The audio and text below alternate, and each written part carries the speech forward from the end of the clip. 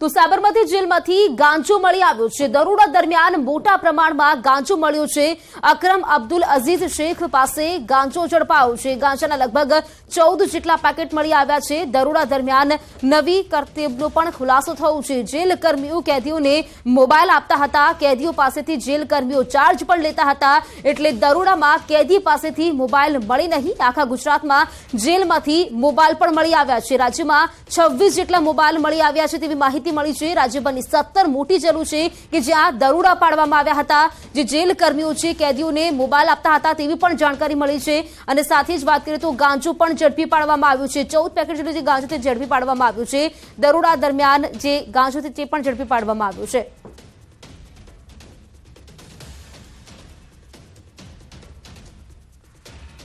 મુખ્યમંત્રી ભૂપેન્દ્રભાઈ પટેલની સૂચના બાદ રાજ્યની 17 જેટલી જેલોમાં સરપ્રાઇઝ ચેકિંગ કરવામાં આવ્યું। 1700 જેટલા કર્મચારીઓ છે તેના દ્વારા ટીમ બનાવી અને જે અલગ અલગ જેલ છે ત્યાં સરપ્રાઇઝ ચેકિંગ કરવામાં આવ્યું અને ચેકિંગનું મોનિટરિંગ પણ ગાંધીનગર ખાતેથી કરવામાં આવી રહ્યું હતું।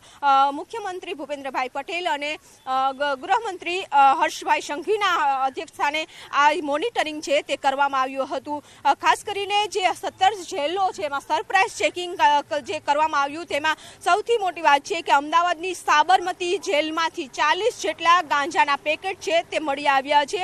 અને જે એક આરોપી છે અકરમ અબ્દુલ અઝીઝ શેખ કે જેની પાસેથી 40 જેટલા ગાંજાના પેકેટ મળી આવ્યા છે। સાથે જ જેલમાંથી 26 જેટલા મોબાઈલ છે તે મળી આવ્યા છે। હવે પોલીસના ઉચ્ચ અધિકારીઓ દ્વારા પણ કાર્યવાહી છે તે કરવામાં આવશે, કારણ કે આ જેલમાં ગાંજો કઈ રીતે પહોંચ્યો, સાથે જ આ મોબાઈલ છે તે કઈ રીતે પહોંચી રહ્યા છે તેની પણ તપાસ કરવામાં આવશે। કેમેરામેન પ્રકાશ દેસાઈ સાથે વિભુ પટેલ, ન્યૂઝ 18 ગુજરાતી।